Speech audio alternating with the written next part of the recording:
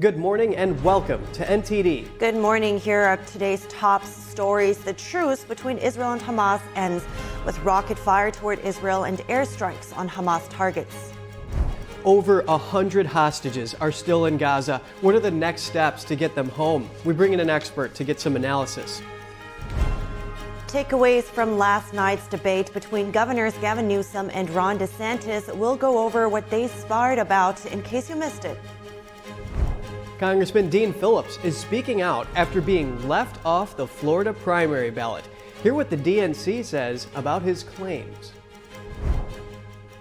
Is America asleep at the wheel as the Chinese Communist Party infiltrates U.S. society? We have new Capitol Hill testimony on the growing danger called the CCP. A showdown in Texas. Attorney General Ken Paxton accuses Pfizer of inflating how well its COVID vaccine works. Here are the details about a new lawsuit. After years of delay, Tesla is finally rolling out the Cybertruck to customers. We have more details from the host of NTD Business.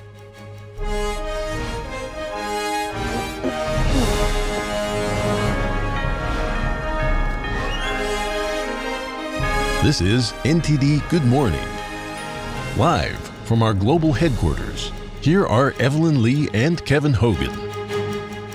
Welcome to NTD. Welcome and happy Friday, everyone. Today is December 1st. Yeah, and it's just such a shame that the truce deal has ended. And if those explosions near IDF troops on day 5 foreshadowed anything, it was this. Right. Well, yeah, the horror of the wars begin again. But on the other hand, you know, Hamas has less opportunity to regroup. But let's see. So we're starting off with breaking news, of course, what we just mentioned. Israel's military says it's back on the offensive in Gaza after Hamas violated the terms of the deal to pause fighting. Israel says a rocket launched from Gaza was intercepted by its air defense system about an hour before the deadline. It expired at midnight Eastern time. Sirens in Israeli communities and cities near Gaza have been heard blaring since then. The pause in negotiations broke down after Hamas started producing lists of hostages with less than 10 women and children. The terrorist group claims it couldn't locate enough of them. NTD's Jeremy Sandberg has more of the latest updates on the war. Israel resumed airstrikes on Hamas targets in Gaza Friday morning as negotiations to extend the fragile truce wore out. The IDF says its targets remain Hamas terrorists, strongholds, and rocket launch sites. The terrorist group released just 8 Israeli hostages Thursday, with 2 Russian-Israeli hostages that were released Wednesday reportedly accepted as part of the deal. One of the lucky few released Thursday was 21-year-old French-Israeli citizen Mia Shem, an emotional reunion for the woman and her family after being held hostage for over 7 weeks. The monstrosity of what Hamas is doing is exactly what we've been saying. Like ISIS, we're deeply concerned. However, what I can tell you is we never would have reached the hostage deal that we reached most recently if we had not operationally pressed them militarily on the battlefield. Like President Biden said, Hamas could give a damn about these people. They will only respond to pressure. We are once back again out to destroy them so that they can never commit this crime in Israel again, and along the way, bring our people home. U.S. Secretary of State Antony Blinken on his visit in Israel Thursday declared Hamas cannot be allowed to keep control of Gaza or retain the capacity to repeat the carnage of October 7th, but emphasized the need to minimize civilian casualties. Israeli Prime Minister Benjamin Netanyahu, after meeting the top diplomat, vowed to continue fighting until Hamas is destroyed. The White House on Thursday clarified it does not support a ceasefire, but would like to see more operational pauses.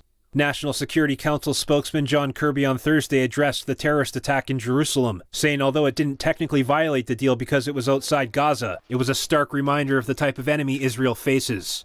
At least 3 people were killed. Hamas has claimed credit. We obviously condemn this terrorist attack, this heinous violence.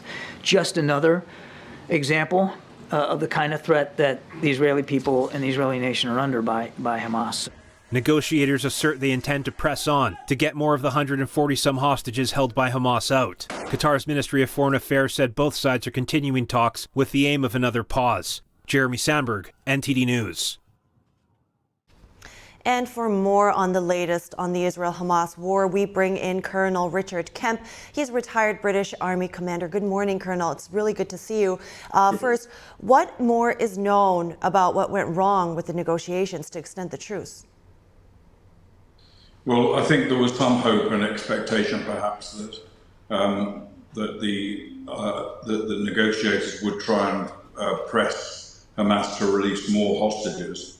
Clearly, that didn't happen, and I believe that it may well be because it shows in some ways that Hamas is not fully in control of the areas of the Gaza Strip they're still supposed to be running, because there are numerous other terrorist groups who may not wish to cooperate with Hamas over this, who will be holding some of the kidnapped hostages. So I think the key issue here is Hamas's weakness. It's been ground down by the IDF over the period of the war, and was so weak that it insisted on a ceasefire itself.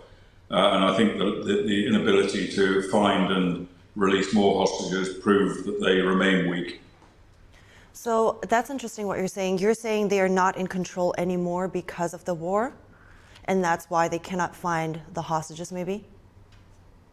I think they're still in control of large elements, but clearly not the whole network. There are about several different terrorist organizations in Gaza who took part in the 7th of October massacre and who kidnapped hostages. And they don't necessarily answer to Hamas, and it may be that Hamas is losing whatever grip it had on those groups. I see. So how much cooperation to dig it a little deeper here, do you think there is between those different groups and Hamas? And also, I think civilians were supposedly also keeping some hostages. Yeah, I mean, there's a limited amount of cooperation, but there's not a kind of command structure, shall we say, where Hamas says to Islamic Jihad, for example, the second biggest terrorist organization in Gaza, you do this, you do that, and they necessarily follow it. They will decide if it's in their interest to do so or not. These other groups may decide that holding hostages in their own interests is something they want to do rather than release them under a deal that was made with Hamas. And you're right as well, we've had reports that UNRWA doctors and UNRWA teachers and a pediatrician was actually holding some of these hostages inside Gaza. And of course, that would make these individuals combatant. It would make them, I believe, a legitimate target for attack by Israel. And there are plenty of other civilians inside Gaza who are not necessarily fully signed up Hamas terrorists, but help Hamas and cooperate with Hamas. And in that case, they're also a legitimate target for attack. Right. Lots of unknowns. And moving on to a different topic, many were worried that Hamas can be regrouping during this time. So how valuable do you think these 7 days are for Hamas for this purpose? Well, I think the reason that Hamas agreed to release some of the hostages under very unfavorable terms for them, and yes, they secured three of their own terrorists to be released for each Israeli hostage release, which sounds like a good deal, but it's not a good deal for Hamas. The last time that Hamas released an Israeli hostage, they did so in exchange for 1,027 Hamas terrorists, which is more the kind of ratio they're looking for. And it shows that they were on the back foot. And now they also continue to be on the back foot. They very clearly fear the resumption of hostilities by Israel, which was the reason they pressed for the ceasefire in the first place. And I think they will have used the 7 days to try and consolidate their position to prepare for Israeli attacks. Many of them had to move from the north to the south after Israel's bombardment of the north, and they will be looking to consolidate their positions there. But on the other hand, I don't think that's going to be a major advantage for them, because Israel, the IDF, will inexorably advance on them and destroy very large numbers of them. But on the other hand, also, the IDF has had a lot of time. They've had time to evaluate the war as it ran so far, look at the way they've operated, look at what Hamas has been doing, learn lessons from that, prepare and train their people, as well as collecting intelligence on Hamas over that period of time. So I think the benefit for Hamas is not necessarily that great. Some technical difficulties here. Seems like Colonel Richard Kemp dropped out, so we will just move on here. The New York Times is reporting Israeli officials had the battle plan for the Hamas attack more than a year before it happened. NTD could not independently verify the information. The report says Israelis allegedly dismissed the battle plan, considering it too difficult for Hamas to try to carry out. The 40-page blueprint, codenamed by Israeli authorities as Jericho Wall, did not have a set date. But it was later executed by the Hamas terror group on October 7th. According to the Times, it is unclear whether Israeli Prime Minister Benjamin Netanyahu or other top political leaders saw the document or how the document was obtained. The October 7th attack led to the deaths of about 1,200 people. Former Israeli Ambassador Michael Oren and a woman whose friends and family members were kidnapped by Hamas react. You get a lot of warnings of this nature in Israel. We are in a terrible neighborhood and surrounded by enemies on all sides. And so warnings are coming in every day and frankly, all night. And there's a lot of fog and you have to see through the fog and see, okay, what is the real threat here? And it's not always easy. I don't blame the IDF, neither the commanders, but we are very much heartbroken by what happened. And in many ways, I think it's very important to say that the only one to blame is the terror organization Hamas, with the atrocities and massacre and kidnapped our loved ones on October 7th. And we are bringing back Colonel Richard Kemp just to conclude the interview where we just left off. Thank you so much for staying put with us for one moment. Let me just ask my last question. So international pressure seems to be growing for Israel because Blinken was also asking for more humanitarian civilian protection plans. What more do you think is there for Israel to do to protect those civilian lives without accidentally protecting Hamas? Well, it's a very tough situation because there's a very large number of civilians now in southern Gaza who have been moved from the north. And the IDF has been trying to get them to move into designated safe areas. And hopefully that many of them will do so, which will allow the IDF more of a safe run at Hamas. But there's going to be more civilian casualties despite the efforts that the IDF make, because Hamas will ensure that many of the people stay in place and act as human shields for them. So it's going to be a very bloody fight, and unfortunately quite a few civilians will die, as unfortunately also I think quite a few IDF soldiers are going to die in the process, as well as Hamas terrorists.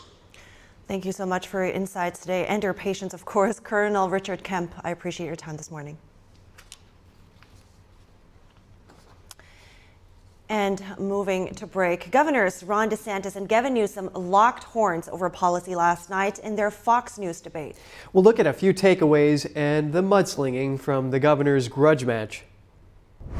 Democratic presidential hopeful Dean Phillips was left off the Florida primary ballot. Here is reaction to the news. The Florida chairman of the GOP is being investigated for an alleged sexual assault. Governor Ron DeSantis weighs in on the situation.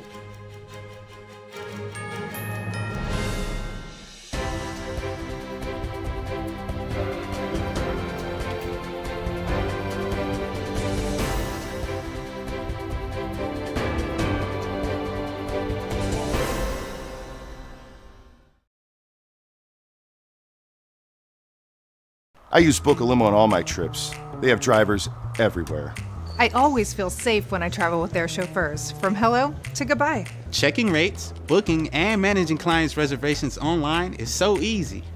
The confirmations, trip reminders, and car status updates are great when I'm on the go.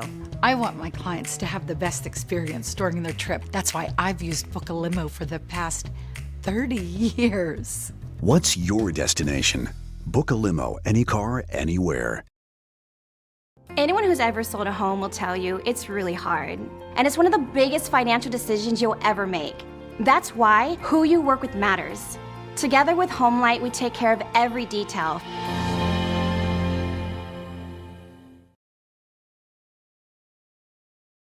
The Medicare Advantage and Prescription Drug Plan annual enrollment period is now open.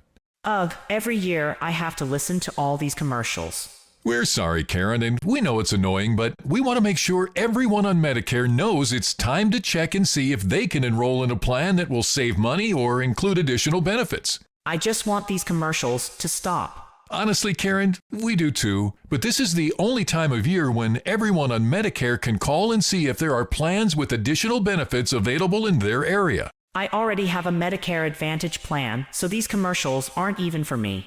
Well, Karen, plans may change every year, and the 2024 Medicare Advantage plans are now available. The phone lines are open. Just call 800-940-7258. The Medicare annual enrollment period is the only time of year when all Medicare recipients can call and enroll in a new Medicare Advantage plan. This is also the time to call if you want to change plans. This enrollment period is only open for a limited number of weeks. Do I have to call now for 2024? 2024 plans are available now during the annual enrollment period. Our licensed insurance agents are standing by to take your call. Call now and get a free benefits review with no obligation to enroll. Just call 800-940-7258. So, I can call and not sign up for a plan? That's right. We just want to make sure everyone on Medicare gets information about plans with the coverage they want in 2024. You can call to check and see what plans with additional benefits may be available in your area. I need to get that number one more time. That number again is 800-940-7258. Is the call free too? Yes, the call and benefits review are free with zero obligation to enroll. Call now. Just call 800-940-7258. That's 800-940-7258. Got a new house.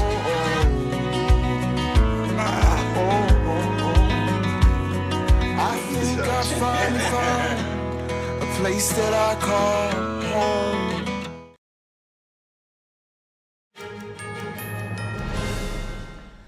Welcome back. Florida Governor Ron DeSantis and California Governor Gavin Newsom had their Fox News debate last night. The great red versus blue state debate focused on the governor's policies and how they handled issues like the pandemic lockdowns, abortion, crime, and taxes. Newsom fired back at DeSantis after being called a lockdown. Governor saying Florida quarantines came into effect before California's. DeSantis also criticized the California governor for a recent bill he signed that allows minors to travel to the state for gender-changing procedures. The fiery 90-minute debate was a bit messy at times. Here's a snippet from last night's event.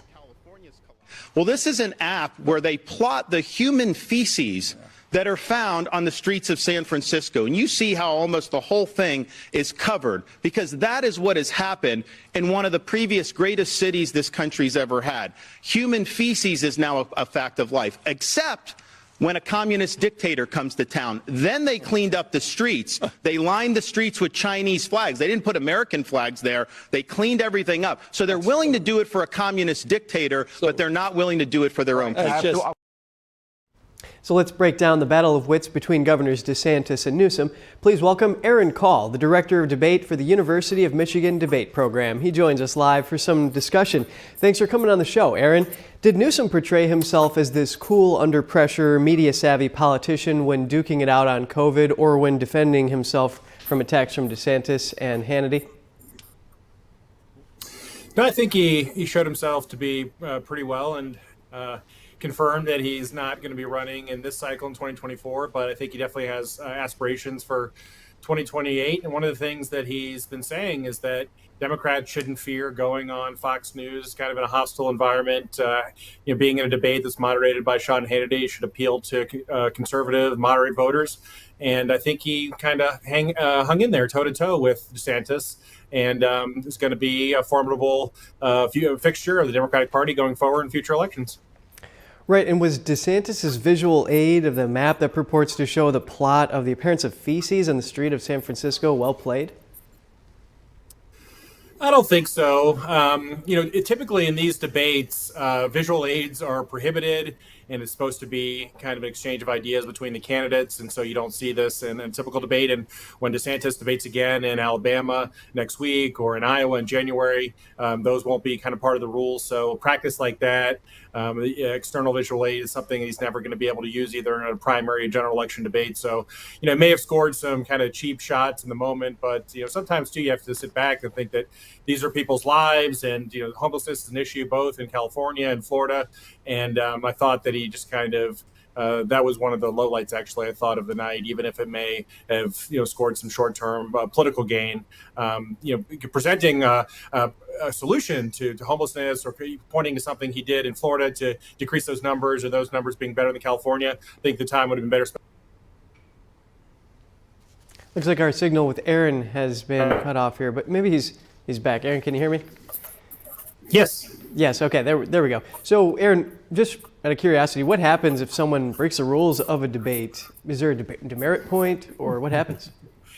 No, not at all. And this debate really didn't have any rules. I mean, Hannity was very clear, kind of saying he didn't want to be, a hall monitor, and wanted to let the candidates just kind of do a free flowing thing. And no, candidates in their campaigns kind of in advance agree to rules, but no, there's no real enforcement. And ultimately, it's the viewers that are to decide. And so we'll have to see in the coming days what the ratings look like, who thought people won. So it's a free for all, and the candidates are free to do whatever they like. They did interrupt each other, and so we'll kind of have to see what the viewing public and the voters thought of it. Yeah, interrupt each other. At times it was unintelligible what they were saying because there's so much crosstalk, and then apparently being frustrated, Hannity said that he's not a potted plant. Now, do you think that Fox News host Kayleigh McEnany hit the nail on the head when she said that DeSantis came out on top on this one? I think he probably did, and it's really not a surprise. He's definitely more prepared for this kind of debate. He's already been in 3 primary debates. He's been practicing for the one next week in Alabama. I thought he afforded himself well in the first 3 debates. I mean, I think that people thought Nikki Haley probably did the best, and her campaign has been on the ascent. But DeSantis is a much better debater than he was previously. He got into some high-profile debates with Andrew Gillum, Charlie Crist, and even in the primary back against Adam Putnam. And so he's hired a high-profile debate coach, and he's really improved in every debate. And he had a lot more riding on this. He wants to increase some momentum for his campaign going into Iowa in January. He's been involved with these more frequently, and he has more short-term impact to this. And so, he was, had the support of Hannity. A lot of the questions put Newsom on the defensive. They were things that really framed Florida in a positive role against California. So Newsom did have a lot of things going against him, and I do think DeSantis afforded himself well and probably did win the debate last night. No doubt some home field media advantage with some of those softballs. Aaron Call, the Director of Debate for the University of Michigan Debate Program, thank you. Anytime. GOP presidential candidates are set to face off in the 4th debate next Wednesday, December 6th. It will take place at the University of Alabama in Tuscaloosa, starting at 7 p.m. local time. Florida Governor Ron DeSantis and former UN Ambassador Nikki Haley have qualified to be on stage. Tech entrepreneur Vivek Ramaswamy is on the verge of making the cut. Chris Christie is struggling to meet polling requirements, which have a Monday deadline. Former President Trump will not be there. He's attending a MAGA fundraiser in Florida instead. Congressman Dean Phillips is accusing Florida Democrats of disenfranchising voters in the state. That comes after he and other challengers were excluded from a list of official presidential candidates. The Minnesota Democrat is running a long-shot primary challenge against President Biden. During the state party convention in October, Florida Democrats voted to submit only Biden's name to the Secretary of State. That was far ahead of a November 30th deadline. A Florida Democratic Party spokesman says the committee did not vote on other names. Under state law, if a candidate is running unopposed in a primary, the contest won't appear on the ballot. Florida Democrats say they follow the standard process for nominating candidates. Phillips said, quote, Americans would expect the absence of democracy in Tehran, not Tallahassee. He called on President Biden to condemn the move and address it immediately. The chair of the Florida Democratic Party said Phillips's comments were unbecoming of someone running for higher office. Florida police are investigating the chairman of the state's Republican Party over an allegation of sexual battery. An attorney for Christian Ziegler said his client has been fully cooperative with every request from the Sarasota Police Department. The alleged victim told police in October that the reported incident took place at a home in Sarasota. However, details of the alleged assault were redacted in the police report obtained by CNN. No names, including Ziegler's, could be seen in the redacted copy. The Sarasota Police Department said no charges were filed, but could not provide further details, citing an active investigation. Florida Governor Ron DeSantis is asking Ziegler to step down as GOP chair to focus on resolving the charges. DeSantis said Ziegler is innocent until proven guilty, but in his words, quote, We just can't have a party chair that is under that type of scrutiny. Former President Trump and his lawyers are no longer allowed to comment about court staff in his New York civil fraud trial. A New York appeals court reinstated his gag order yesterday. The judge in the civil fraud trial, Arthur Engoron, imposed the gag order on October 3rd. It came after Trump accused Engoron, top clerk, of political bias in a post on Truth Social. An appeals court judge temporarily paused the order on November 16th. The order was paused while Trump's lawyers appealed, arguing it infringed on his First Amendment right. Today, the appeals court said it should be restored while the official appeal is pending. Judge Engoron warned he plans to enforce the gag order vigorously. An attorney for Trump says the appeals court ruling marks a tragic day for the law. And Congressman George Santos could face expulsion as a vote for his removal is expected this morning. Stay tuned to hear more details. A prestigious university allegedly doing the Chinese Communist Party's bidding. Revealing testimony on Capitol Hill highlights the dangers of the CCP to American security and freedom. A statewide ban on TikTok in Montana has been blocked. Hear why the judge stopped the first of its kind ban in the U.S. A new virus outbreak in China leading U.S. lawmakers to raise concerns over transparency. And a whistleblower reveals the CCP is trying to downplay the situation. Representative Marjorie Taylor Greene takes her foot off the gas in her impeachment efforts against DHS Secretary Alejandro Mayorkas. Find out why she withdrew her articles for now.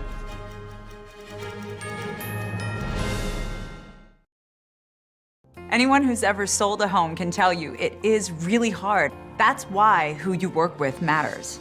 Together with HomeLight, we've helped thousands of people sell faster and for the best price.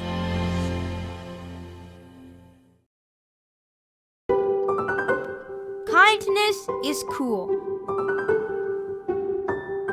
Because we feel happier when we do good.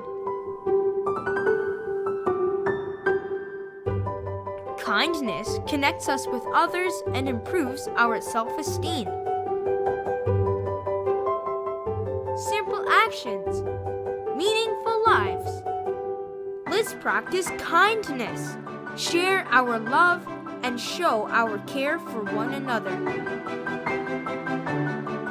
Submit videos of kindness to Gangjing World for prizes up to $10,000 in cash.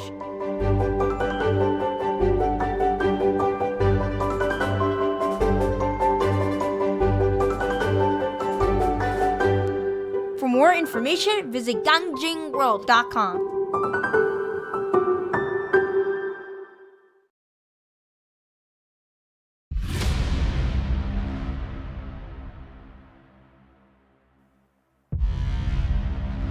What was the process of actually putting this all together? Many hours of finding the right camera angles and watching it. The first trouble started just after 1 o'clock. 45 pages, here it is right here. Donald Trump has been indicted. Somber day for the country. This all happened before President Trump's speech was over. The founder of the Oath Keepers militia group is headed to prison for more than 18 years. His lawyers didn't have this video. The video we're watching right now, his own lawyers did not have. There was a big question of what did the people do who actually did enter the building. This is where we picked it up with the security footage that is new. At this point, the story dramatically changes. The New Jersey man who assaulted a Capitol police officer on January 6th has been sentenced. So this was withheld. This was not shown to the defense. That could be considered exculpatory evidence. This doesn't seem like what a lot of the media is showing. It's going to change narratives no matter what your political perspective is.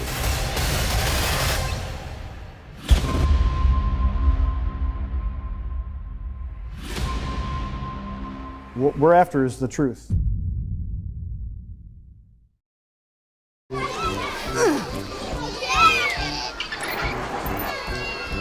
If you love them enough to crawl into a play place to get them to come down, then surely you'll check nhtsa.gov/the right seat to make sure they're in the right car seat. I'm Kelly Wright in New York City, and we are NTD News.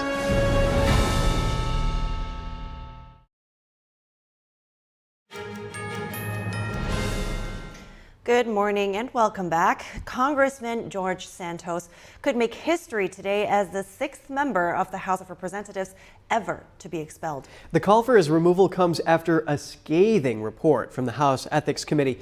A vote is expected this morning. Here's what's at stake for the New York representative. Well, good morning, everybody. Embattled Congressman George Santos could soon be expelled from Congress, the harshest form of punishment for a lawmaker in the House. If I leave, the bullies take place. This is bullying. The New York congressman holding a combative news conference Thursday, just hours before House members debated whether to expel him. He is a perpetrator of a massive fraud on his constituents and the American people. Do you solemnly swear? Since he was sworn in earlier this year, Santos has been the center of scrutiny, accused of lying about everything from his education to his family background. The congressman is in serious legal trouble, too. Santos has pleaded not guilty to 23 federal charges, including allegations of fraud related to COVID-19 unemployment benefits, misusing campaign funds, and lying about his personal finances on the House disclosure reports. But he continues to refuse to resign. I will not stand by quietly. This isn't the first attempt to remove Santos from Congress, but the push is now being motivated by a scathing report released by the House Ethics Committee. It found substantial evidence that he engaged in fraudulent conduct. Only 5 members have ever been expelled from the chamber. 3 for fighting for the Confederacy during the Civil War. The other 2 convicted of crimes. Santos has yet to face trial, leaving some Republicans concerned about expelling him before he's convicted in a court of law. Mr. Santos is setting a very dangerous precedent. The House is expected to vote Friday. A 2/3 majority vote is needed to expel Santos. The rising threat of the Chinese Communist Party. Lawmakers heard new testimony on Capitol Hill about U.S. interests under attack. NTD's Daniel Monahan has the highlights. The Select Committee on the Chinese Communist Party Chairman Mike Gallagher warned about TikTok becoming a primary news source for younger generations, with their worldviews potentially being shaped by the CCP. TikTok is perhaps the largest malign influence operation ever conducted.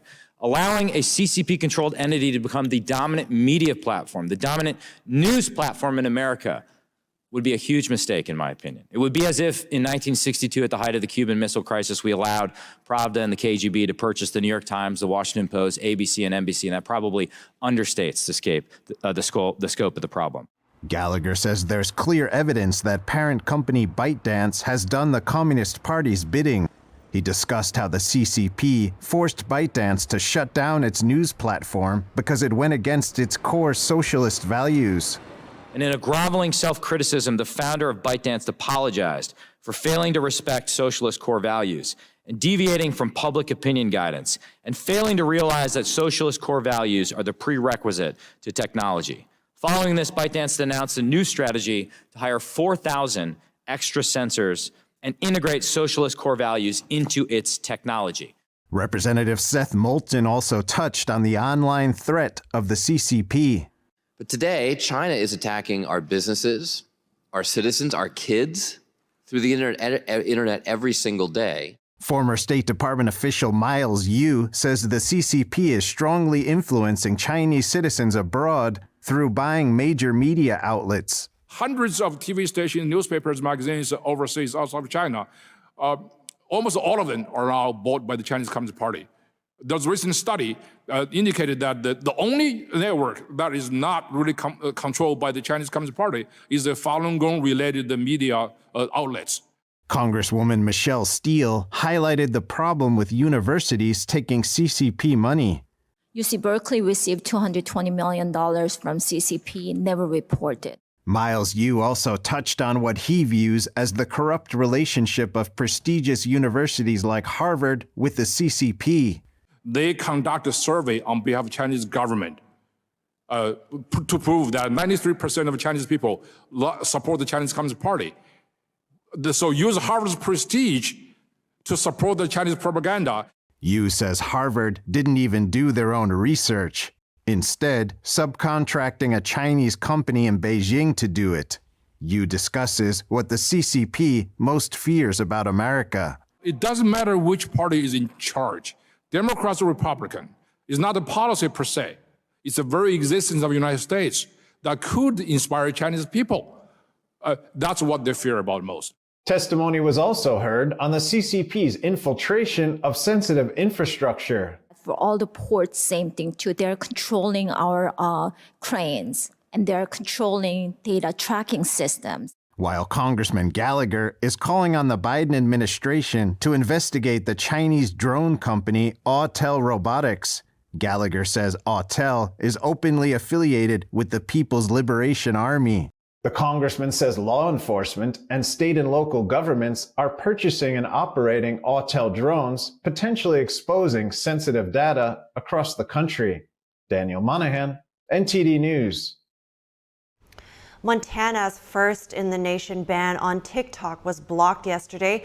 A U.S. district judge says it's unconstitutional and oversteps state power. Under the law, the China-owned app would be prohibited from operating within state lines with potential fines of $10,000 per day.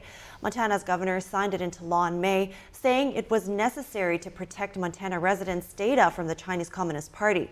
A TikTok spokesman said the company was pleased the judge, quote, rejected this unconstitutional law. The ban was set to take effect on January 1st. More than half of U.S. states and the federal government have banned TikTok on official devices.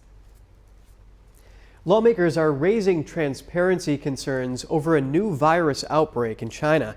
A whistleblower recently told the Epoch Times that the Chinese Communist Party is secretly ordering officials to downplay the outbreak, which has overwhelmed hospitals. Congress is now probing the CDC to find out how the agency is responding. NTD's Melina Weisskopf reports from Capitol Hill. Overwhelming many hospitals, infections of this pneumonia are spreading quickly among children in China and have now even extended to adults, with medications being useless to help. Chinese reports indicate that the request for medical care is so high that Beijing has been forced to reopen makeshift hospitals just to cope. Here's what the CDC director had to say about this new virus when testifying before a House committee. Correct. Not a novel virus. Again, we have been in close touch with our counterparts in China, and that information has been corroborated. And you feel confident that China's being transparent with them as for the information that you have? Well, I think, scientific diplomacy is incredibly important in that part of the world. This comes as an insider account reveals that the rest of the world and even those inside China may be left in the dark about the reality of this new outbreak. A whistleblower told our sister media outlet, the Epoch Times, that the CCP leader Xi Jinping has actually ordered officials to downplay reporting of this new respiratory illness and to avoid using the term COVID-19. They're not forthcoming. They don't want to lose face, and as a result, people die. And so we've got to keep an eye on it. That being said, I mean, we still have the same problem we had in some sense with COVID, which is like the data coming out of China is so opaque, there's no transparency, and that's what makes it hard to analyze what the risk is beyond China's borders.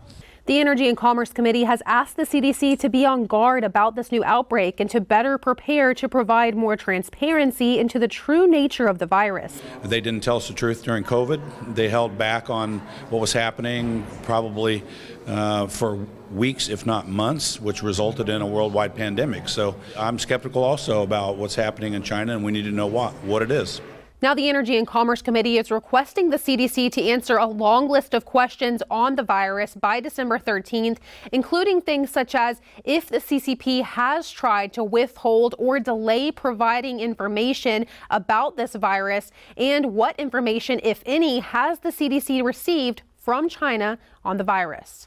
Reporting from Capitol Hill, Melina Weisskopf, NTD News. Congresswoman Marjorie Taylor Greene withdrew a second attempt to impeach DHS Secretary Alejandro Mayorkas yesterday. Greene says she has been assured a House committee would move forward on it instead. The Republicans first tried 2 weeks ago to bring a vote against Mayorkas.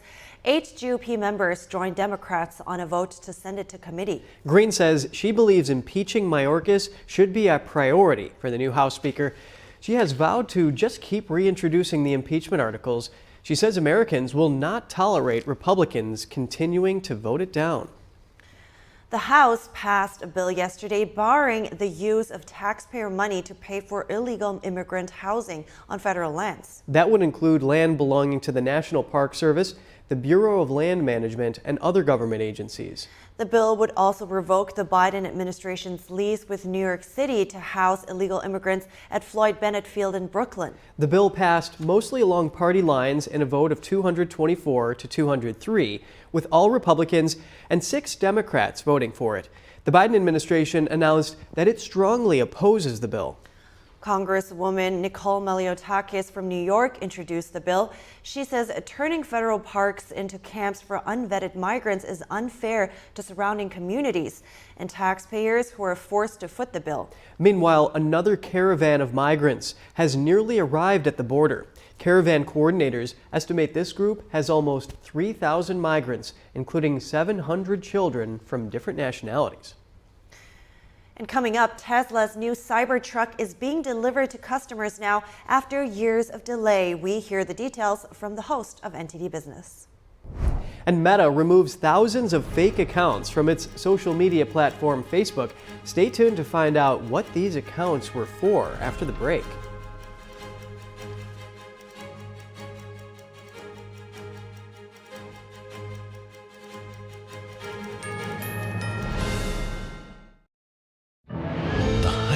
Art is beautiful,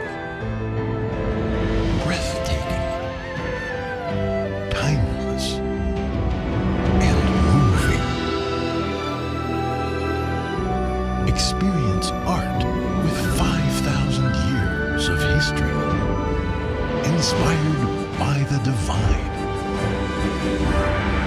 Experience Shen Yun.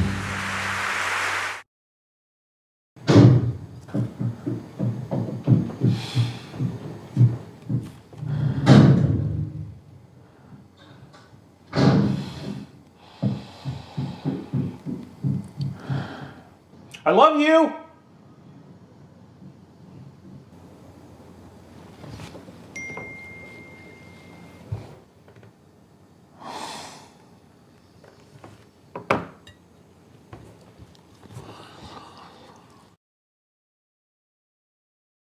What if you could whiten your teeth by simply brushing your teeth? Now you can with Smile Actives, the teeth whitening breakthrough that safely gets your teeth white and keeps them white every day, just by brushing your teeth.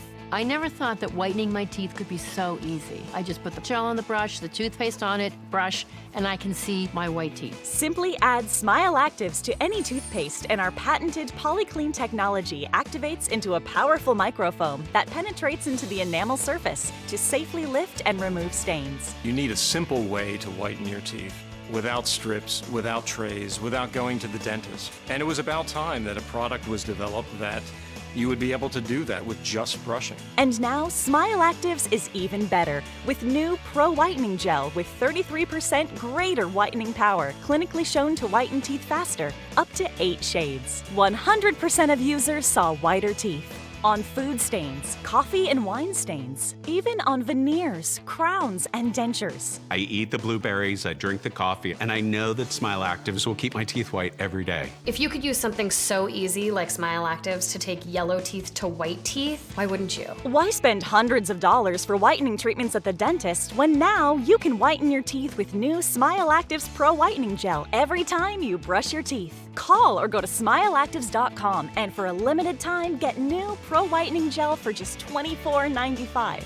Order in the next 5 minutes and buy one get one absolutely free for just $24.95. That's 2 for 1 and save 58%. We'll even include free shipping. Get your teeth whiter guaranteed or return it within 60 days for your money back. I smile every day now.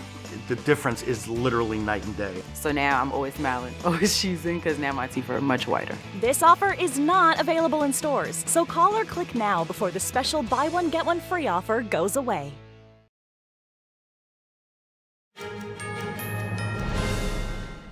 Welcome back. And the Tesla Cybertruck is here, and that is also why we have Dawn with us today, NTD Business host, of course. Tesla CEO Elon Musk hosted a delivery event at the company's factory in Austin, Texas.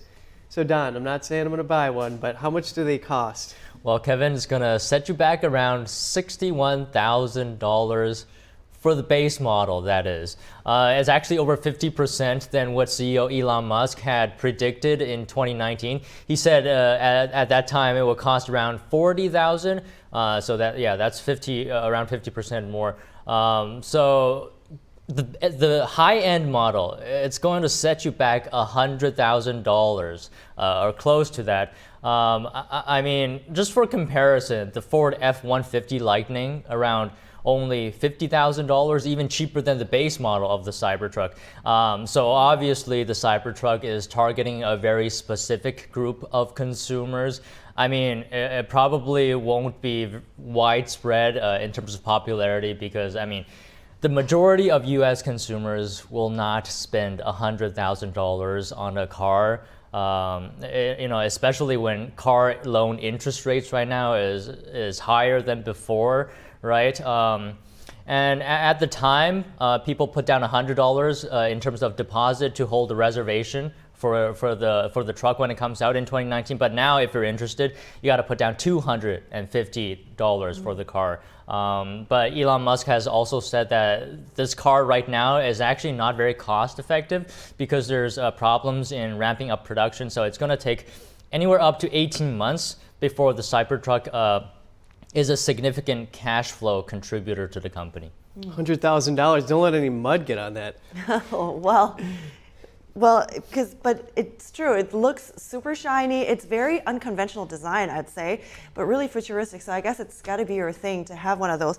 But what are some more notable features? Well, on that point, it is made of stainless steel, the body, so you don't have to worry about paint chipping off. So that's a plus. I mean, I guess you will have to worry less about getting mud on it. But let's talk about range first. I mean, that's not the most exciting feature, but let's just get that out of the way. Around 250 miles for the base model, and it goes up to 340 miles. And let's talk about the fact that it has armor glass. And what that is that it can resist a baseball at 70 miles per hour. Not that that's going to happen to your car, but as well, the doors are bulletproof. So, if you want to go to a really intense protest, you can drive in on your Cybertruck. You don't have to worry about anything on that. And as well, if you want to sleep in the Cybertruck, you can fit in a 6-foot by 3-foot bed in it. I mean, it is an expensive car. If you want to sleep in your car, might as well sleep in style. Yeah. Baseball resistant. Well, Mom always said, don't play ball in the car.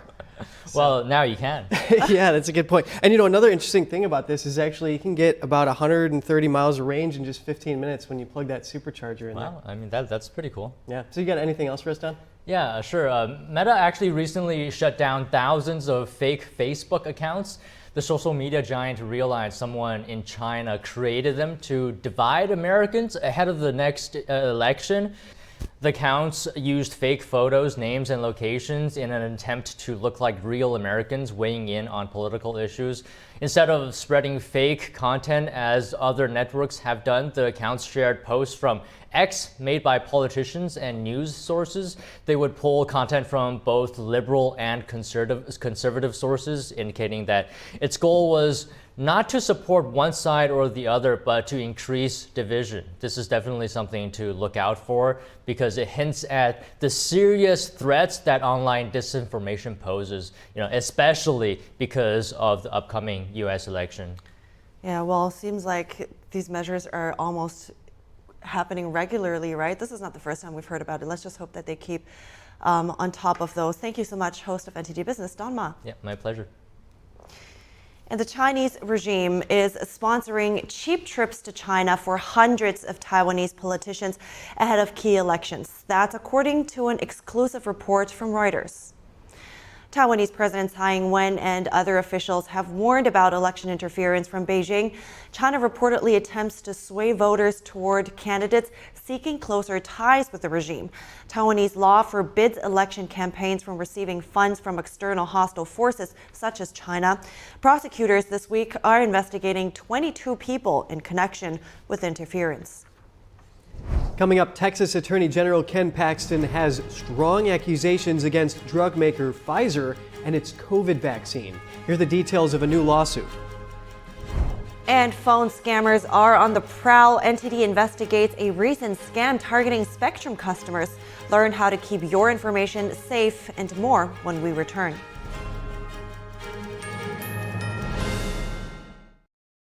Anyone who's ever sold a home will tell you it's really hard. And it's one of the biggest financial decisions you'll ever make. That's why who you work with matters. Together with HomeLight, we take care of every detail.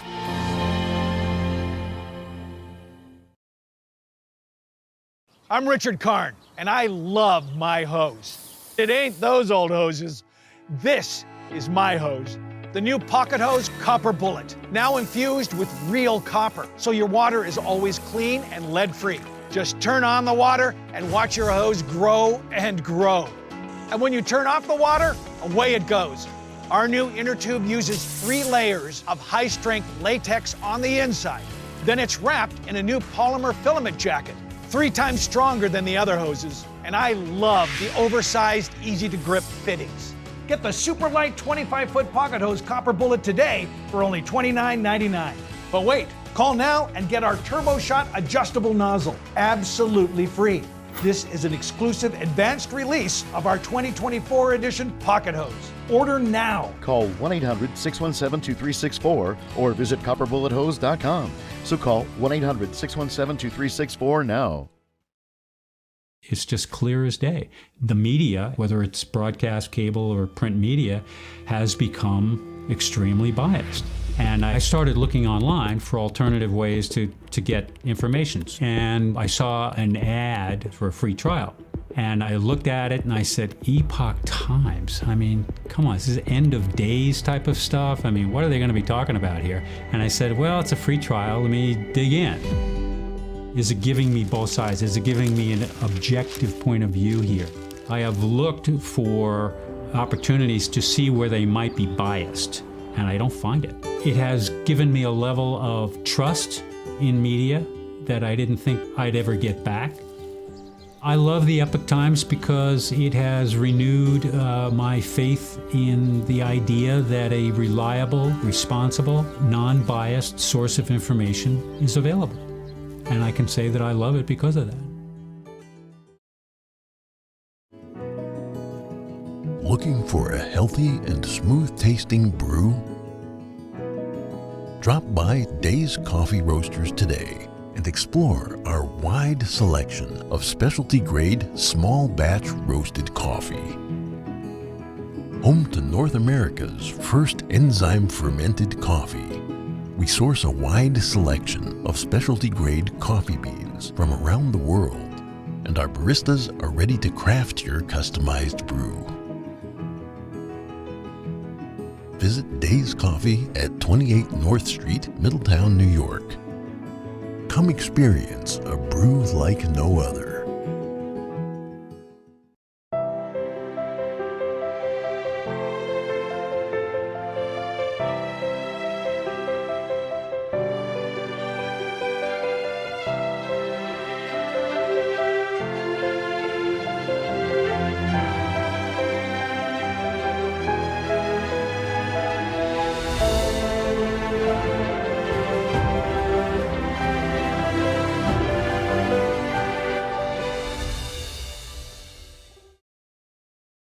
I'm Melina Wisecup on Capitol Hill, and we are NTD.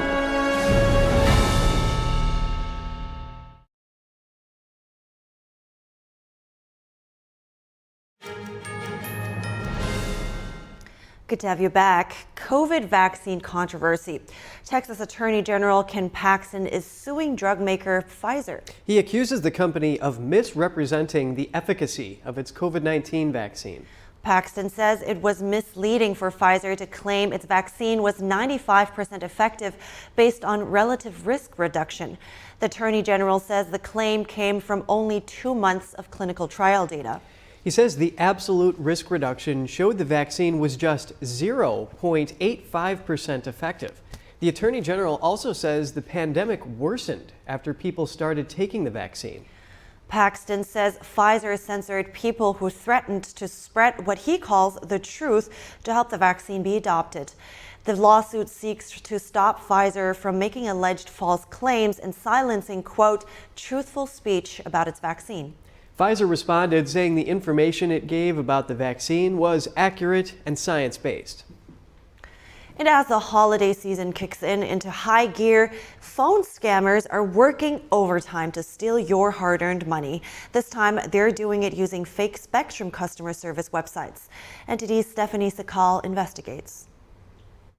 Some Spectrum customers have fallen victim to this new scam technique. They search for the Spectrum customer service phone number, but instead, several sponsored websites pop up. Whereas the original Spectrum customer service phone number is almost at the bottom. We decided to give it a try and see how far we could take our investigation. So, do you need my information to log into my Spectrum account? I just pulled up your account, ma'am. Oh, yeah. He surprisingly knew my first and last name, home address, and how much my balance was for this month. We gave him a fake name and a fake credit card information, and he went ahead and proceeded it without any problem. And you want to set this card on the file, right? Yes. Will I get a notification for my account? Yes, ma'am. You will also get the notification, and you will also get the notification that your bill has been paid for this month. You will receive the confirmation number on your email within the next 24 hours, and the payment that we are charging right now with Spectrum, it will be show up on your account. The email confirmation was never received. We also noticed that when we tried to go back to their website, they had already changed their phone number.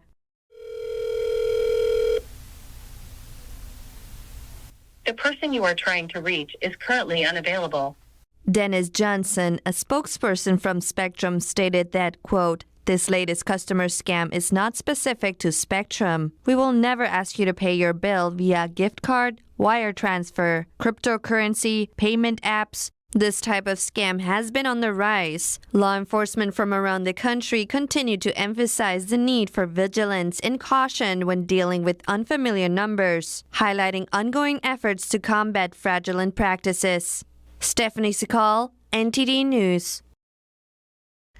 Wow, so they changed their number right away after each call. Slick. Yeah, it looks like we got NTD Project Verity going on here. Well, but yeah, it's good to have that, to have this investigative report. But also, you know, it's sad because I think once if somebody is not that tech savvy, it's hard to catch on. So yeah, and when that real call number is located further down in the Google search, it can be misleading. Yeah. Well, and we're heading to a quick break of 1 minute, and then we're coming back. So stay with us.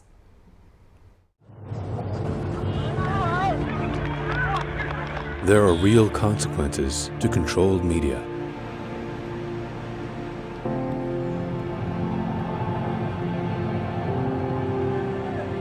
And NTD's founders know them firsthand.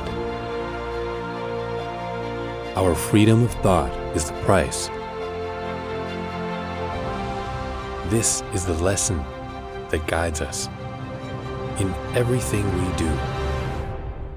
So there's the tear gas there. We know the value of a free society. And we take seriously the responsibility to preserve it. We are NTD.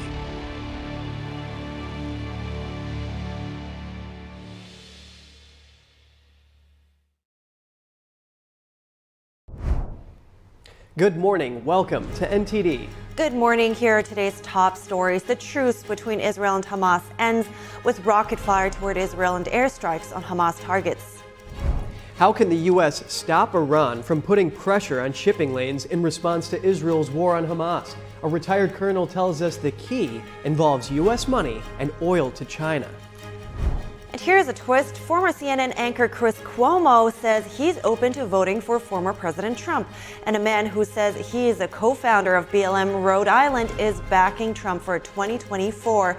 An author makes sense of this.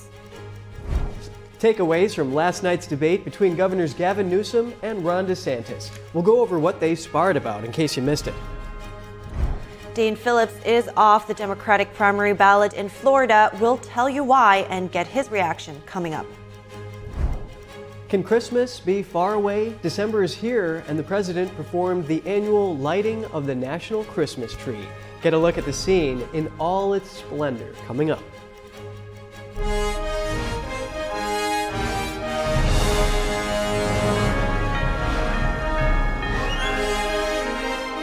This is NTD Good Morning. Live from our global headquarters, here are Evelyn Lee and Kevin Hogan. Welcome to NTD. Welcome. Today is finally Friday, December 1st, and we're starting off with breaking news in the Israel-Hamas war. Israel's military says it's back on the offensive in Gaza after Hamas violated the terms of the deal to pause fighting. Israel says a rocket launched from Gaza was intercepted by its air defense system about an hour before the deadline. It expired at midnight Eastern time. Sirens in Israeli communities and cities near Gaza have been heard blaring since then. The pause in negotiations broke down after Hamas started producing lists of hostages with less than 10 women and children. The terrorist group claims it couldn't locate enough of them. NTD's Jeremy Sandberg has more of the latest updates on the war. Israel resumed airstrikes on Hamas targets in Gaza Friday morning as negotiations to extend the fragile truce wore out. The IDF says its targets remain Hamas terrorists, strongholds, and rocket launch sites. The terrorist group released just 8 Israeli hostages Thursday, with 2 Russian-Israeli hostages that were released Wednesday reportedly accepted as part of the deal. One of the lucky few released Thursday was 21-year-old French-Israeli citizen Mia Shem, an emotional reunion for the woman and her family after being held hostage for over 7 weeks. The monstrosity of what Hamas is doing is exactly what we've been saying. Like ISIS, we're deeply concerned. However, what I can tell you is we never would have reached the hostage deal that we reached most recently if we had not operationally pressed them militarily on the battlefield. Like President Biden said, Hamas could give a damn about these people. They will only respond to pressure. We are once back again out to destroy them so that they can never commit this crime in Israel again, and along the way, bring our people home.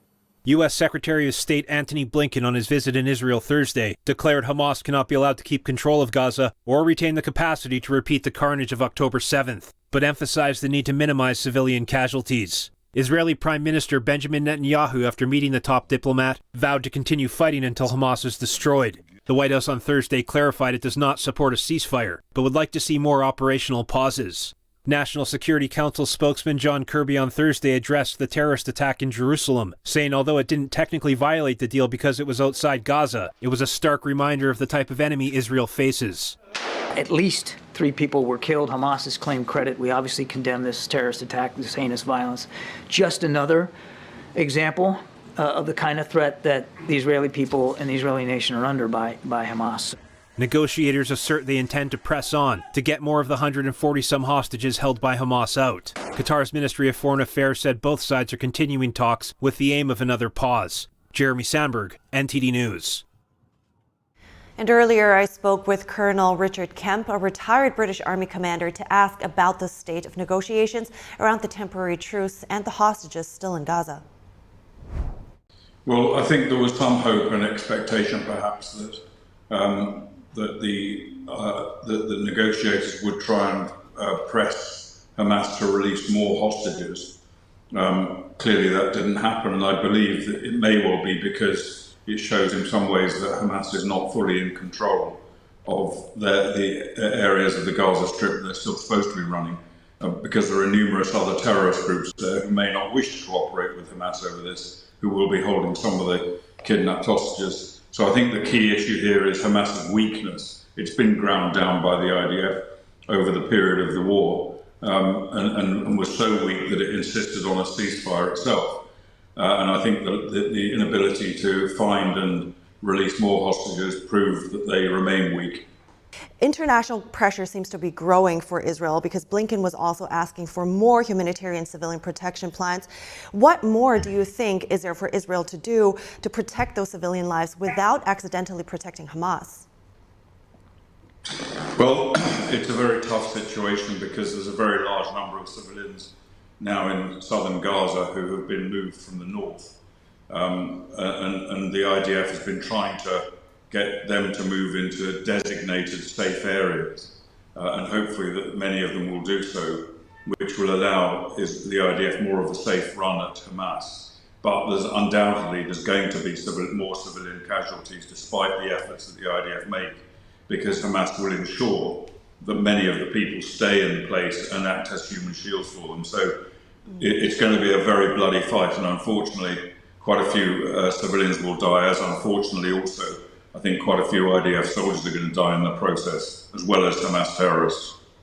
Thank you so much for your insights today and your patience, of course. Colonel Richard Kemp, I appreciate your time this morning. The New York Times is reporting Israeli officials had the battle planned for the Hamas attack more than a year before it happened. NTD could not independently verify the information. The report says Israelis allegedly dismissed the battle plan, considering it too difficult for Hamas to carry out. The 40-page blueprint, codenamed by Israeli authorities as Jericho Wall, did not have a set date. But it was later executed by the Hamas terror group on October 7th. According to the Times, it is unclear whether Israeli Prime Minister Benjamin Netanyahu or other top political leaders saw the document or how the document was obtained. The October 7th attack led to the deaths of about 1,200 people. Former Israeli Ambassador Michael Oren and a woman whose friends and family members were kidnapped by Hamas react. You get a lot of warnings of this nature in Israel. We are in a terrible neighborhood and surrounded by enemies on all sides. And so warnings are coming in every day and frankly, all night. And there's a lot of fog and you have to see through the fog and see, okay, what is the real threat here? And it's not always easy. I don't blame the IDF, neither the commanders, but we are very much heartbroken by what happened. And in many ways, I think it's very important to say that the only one to blame is the terror organization Hamas, with the atrocities and massacre and kidnapped our loved ones on October 7th. And now for some analysis on the security situation in the Red Sea and the Gulf of Aden. Recently, the Pentagon said missiles from Houthi rebels landed within miles of a U.S. naval vessel that was protecting a tanker from Somali pirates. Earlier, I spoke to Grant Newsom, a retired Marine colonel and senior fellow at the Center for Security Policy, about a possible link between Somali pirates and the Houthis. This is what he told me. There's a connection, but the bigger thing to look at is actually what the Houthis themselves are doing, and clearly have been doing, farther up the Red Sea. And the Houthis are Iranian proxies. You have to keep that in mind. The Somali pirates do operate independently sometimes, but also the Iranians have some connection in there as well. So this is all part of an Iranian effort, actually, to threaten to sort of tighten the flow of international trade of oil, and that's an implicit threat to the United States, the West, and to Israel. And how has Israel's war in Gaza fueled those desires? Oh, it's all part of a longer effort by the Iranians to exert their influence closer to Iran in the Persian Gulf and the Straits of Hormuz, harassing shipping, seizing ships as well in recent times, threatening and harassing the U.S. Navy and others. And now they've just moved it, and this is some time ago, they've moved it onto the western side of the Saudi peninsula. So the concern is, and the likelihood is, that the Iranians will ratchet this up as the Israelis attack in Gaza, and then ratchet it down as the Israelis lay off. And that's their objective. Whether or not the Israelis cooperate is another point, but the message is as much directed to Washington and the West and to Japan as it is to Israel. So how can the United States bring more stability to the Sea of Aden? Well, the first thing you have to do is stop funding Iran. This administration has given the Iranians billions of dollars. They have used it to fund their activities throughout the Middle East, and including down in the Red Sea, Sea of Aden, and also the Persian Gulf. We're funding them, and we are allowing the Iranians to make even more money by selling oil to the Chinese and others. This is crazy.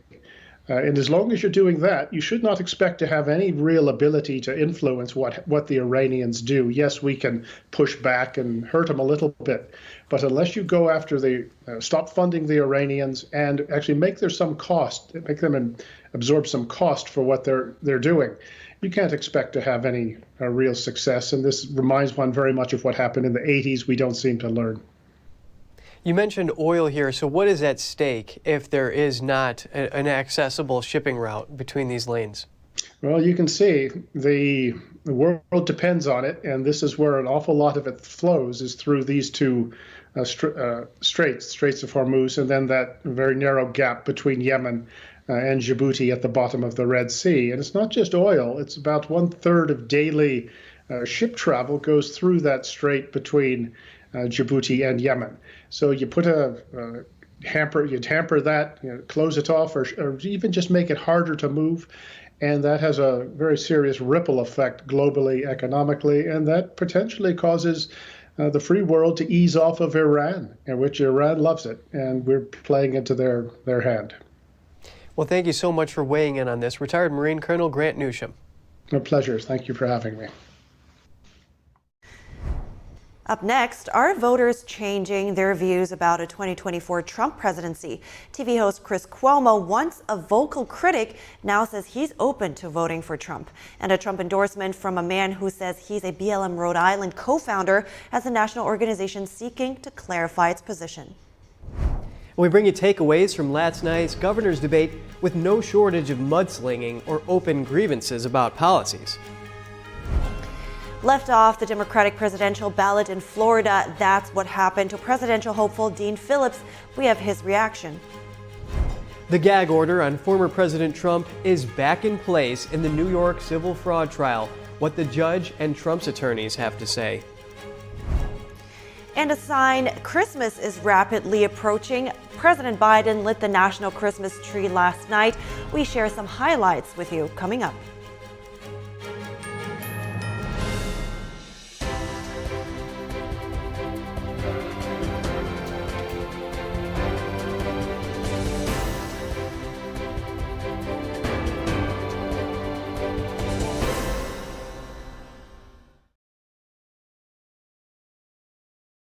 Anyone who's ever sold a home will tell you it's really hard.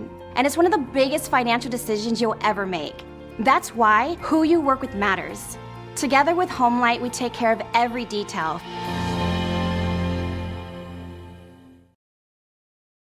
Shen Yun Creations, the streaming platform from Shen Yun, featuring world-class dance, past programs, and all original music.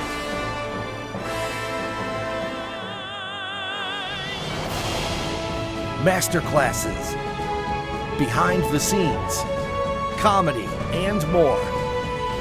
Explore ShenYunCreations.com. Chief Division Counsel and DOJ have approved a no-knock breach. We want the subject to be on display, doing the walk of shame, full visual impact. Any questions? Are we becoming a police state? We don't need to have a crime. What we need is a person to look at. And then we go find out what crime you did. FBI! Our focus is shifting. Our main priority as a bureau is going to be domestic terrorism. It really paints anybody who's right of center. If you're a pro-life, pro-family Catholic, they define you as radical. These are anti-government. We have freedom of religion and freedom of speech. Violent extremists, and they must be dealt with. We can do anything we want.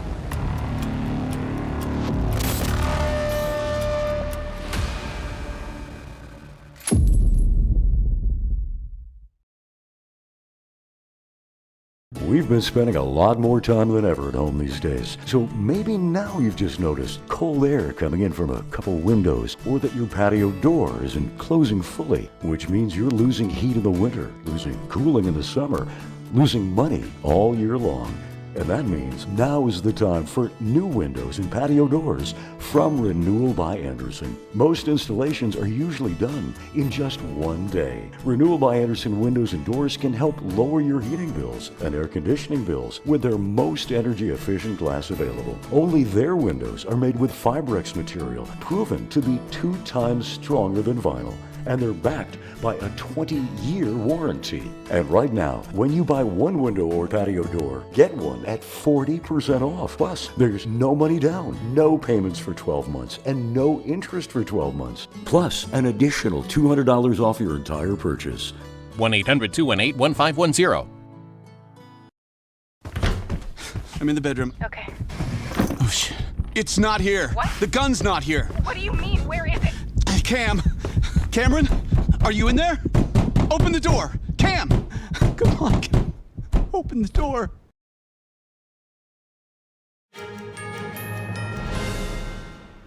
Welcome back. Former CNN host Chris Cuomo says he's open to voting for former President Trump if there is a 2024 rematch against Biden. Cuomo made the remark while speaking as a guest on the Patrick Bet-David podcast.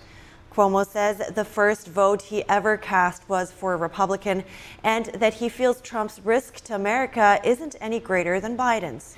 He also said, if anything, there's more hostility towards the U.S. now.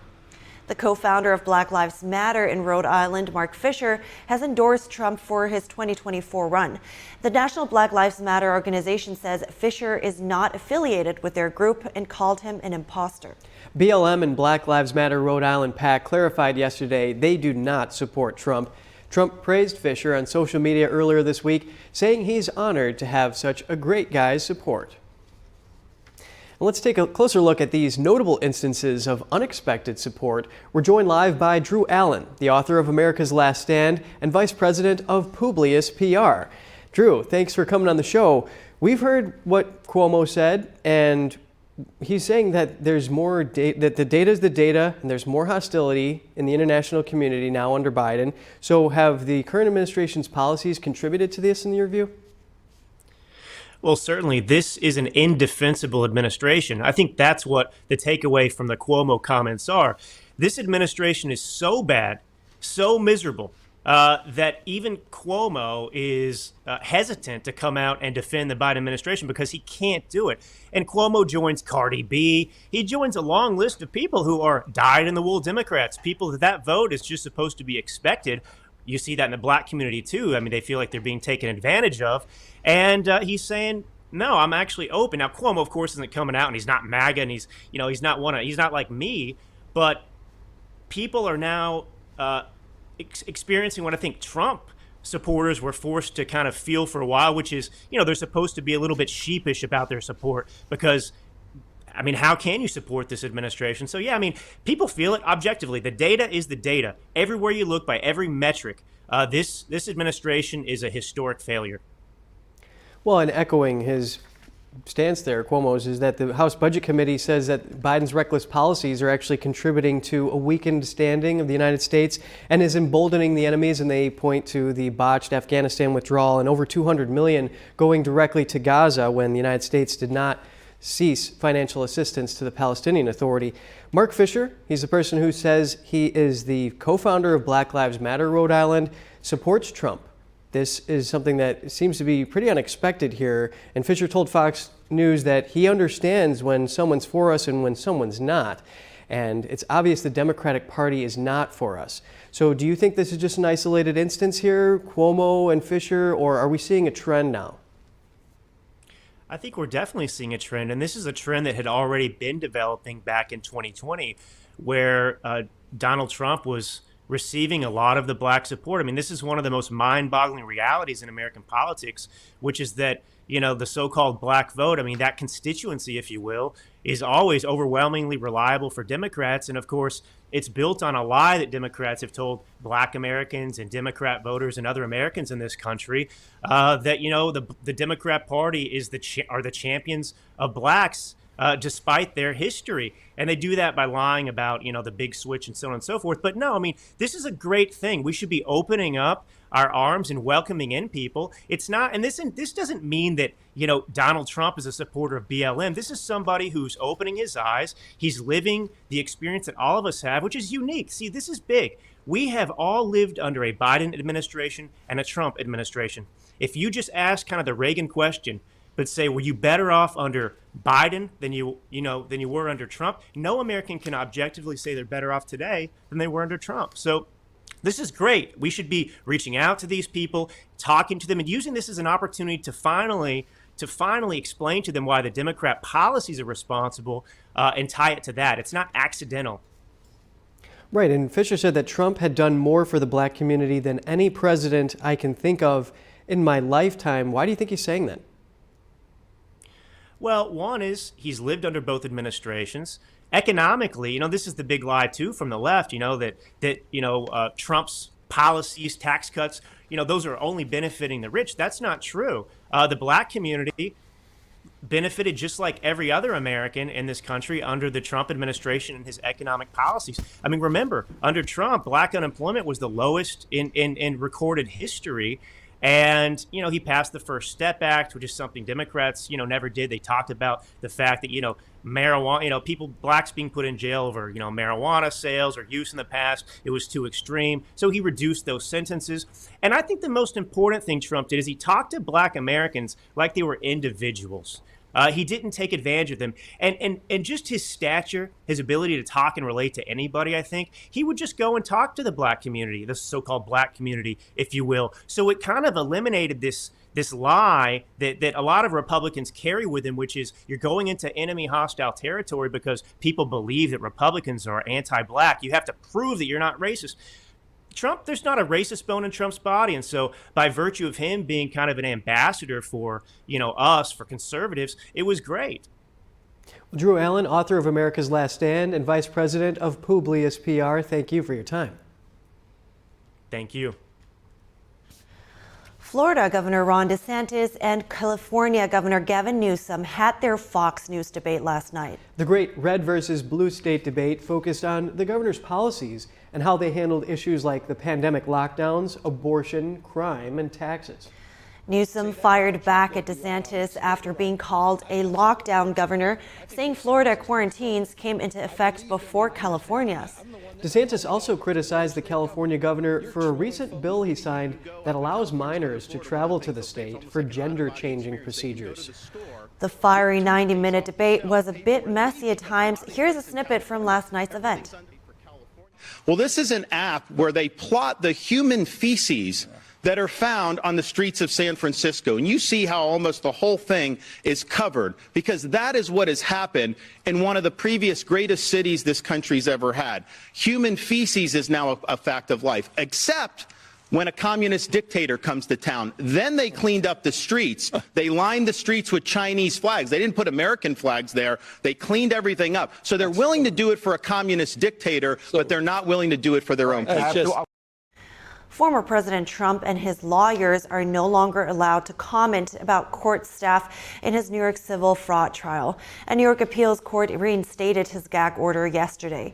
The judge in the civil fraud trial, Arthur Engoron, imposed the gag order on October 3rd. It came after Trump accused Engoron's top clerk of political bias in a post on Truth Social. An appeals court judge temporarily paused the order on November 16th. The order was paused while Trump's lawyers appealed, arguing it infringed on his First Amendment right. Today, the appeals court said it should be restored while the official appeal is pending. Judge Engoron warned he plans to enforce the gag order vigorously. An attorney for Trump says the appeals court ruling marks a tragic day for the law. And Congressman Dean Phillips is accusing Florida Democrats of disenfranchising voters in the state. That comes after he and other challengers were excluded from a list of official presidential candidates. The Minnesota Democrat is running a long-shot primary challenge against President Biden. During the state party convention in October, Florida Democrats voted to submit only Biden's name to the Secretary of State. That was far ahead of a November 30th deadline. A Florida Democratic Party spokesman says the committee did not vote on other names. Under state law, if a candidate is running unopposed in a primary, the contest won't appear on the ballot. Florida Democrats say they followed the standard process for nominating candidates. Phillips said, quote, Americans would expect the absence of democracy in Tehran, not Tallahassee. He called on President Biden to condemn the move and address it immediately. The chair of the Florida Democratic Party said Phillips's comments were unbecoming of someone running for higher office. Shifting gears, Christmas inches closer with the beginning of December and the lighting of the national Christmas tree. The President and First Lady Jill Biden participated in the annual lighting of the Christmas tree last night. There was a minor setback earlier this week when heavy winds knocked over the 40-foot Norway spruce on Tuesday, but the National Park Service had it back up by that night. The annual lighting is a tradition that goes all the way back to 1923, making this the 101st time the event has been held. In President Biden's words last night, let's remember how blessed we are as Americans for the gift that is our nation. I'm really grateful for some holiday spirit here. Oh, yes. Yeah, that's really nice. We have the Rockefeller Christmas tree going up. And apparently in Boston, it's pretty cool to have a president help light a tree, but in Boston, Santa did it. Oh, good. But, yeah, all right. Really nice. Anyway, so yeah, Christmas is coming soon. And we have to wrap up our show here, but we'll keep you updated with the latest information. Stay tuned for our News Today broadcast at 11 a.m. Eastern Time. Thanks for watching. I'm Evelyn Lee. And I'm Kevin Hogan.